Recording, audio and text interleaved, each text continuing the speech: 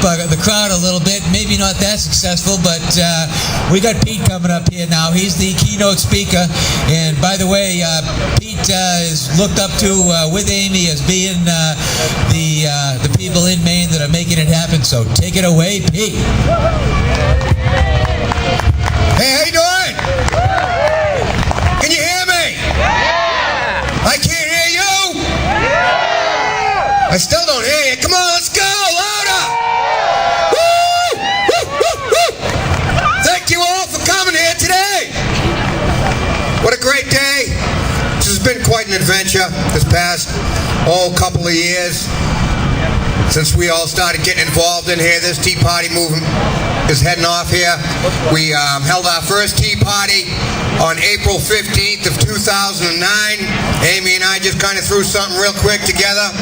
And we had another one on Independence Day that year. Then again on Tax Day this year. We're here now. We're here to tell them that we're watching them. We are going to keep an eye on them. We are not going to let them spend us into oblivion any longer.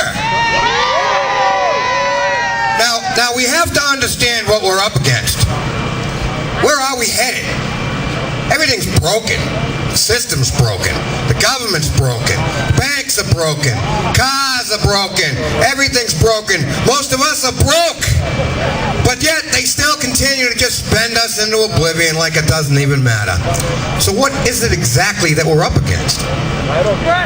This isn't a Republican thing or a Democrat thing.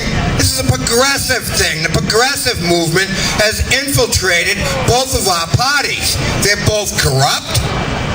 They don't care about the Constitution. They don't care about what we the people have to say. Are we going to allow that to happen anymore? No! Absolutely not. No! You know, we're at a crossroads right here, right now, and we need to start making some pretty big decisions here. You know, if you take a poll across the whole nation here, conservatism is going in favor 2-1. 2-1 on conservatism. So let's start acting like it, for crying out loud, huh? We need to stand up. We need to make sure our voices are heard. These people will do what we tell them to do. Period. Can you hear me? You will do what we tell you. We need to stop pointing fingers. Democrats, Republicans. I mean, this whole campaign season's been a damn joke, for crying out loud. They're beating the hell out of each other. They're not telling us squat.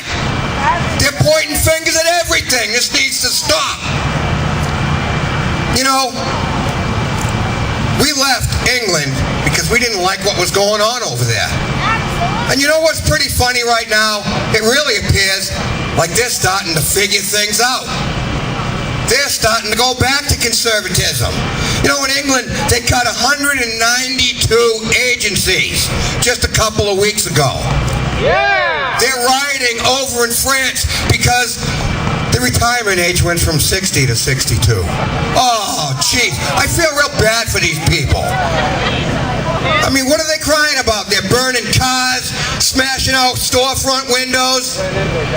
You know, if we continue just being silent and doing nothing, we're going to see the very same thing happen in our own streets. And if you think that we won't, you are sadly mistaken. This country has turned into a country of entitlements. When we take those entitlements away, these people are going to get very upset. Our government has grown to a size that's just completely unimaginable. I mean, it's huge. It's gigantic. This can't go on. It needs to stop.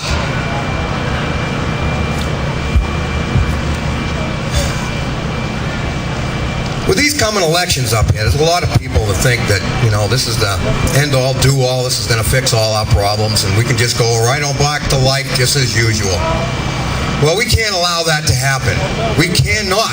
If anything, what we need to do, turn on the nitrous oxide and put our feet to the floor. Pedal to the metal, keep burning forward, keep making sure that these people follow the Constitution. Yeah. Amen. Hallelujah. You know, we're being set up here, the American people. the Republican Party is being set up. When Obama came into office, we had a debt ceiling of $11.3 trillion. Currently, we have a debt ceiling of $14.3 trillion. And when I checked this morning on a national debt at 6:51 a.m., we were $13.8 trillion in debt.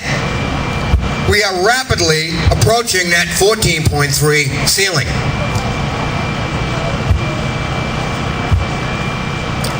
Which is going to require us to make a decision very, very soon. Very early 2011. The way it's looking now, the Republicans are going to be in power across the nation. They're going to be forced into deciding whether they support raising the debt ceiling or if they're not going to raise the debt ceiling. Either way, it's going to make them very unpopular. And on top of that, December 31st, the Bush tax cuts expire. You know, Obama and his administration, all those progressives, they're just going to let that expire because, well, it's the law. That's what they're going to say. I'm just following the law. We do not need one of the largest tax increases this nation has ever seen at this time. Our economy is broke. We cannot handle that. And they're not going to do anything before December 31st because we have nothing but a bunch of spineless weasels up there in Washington.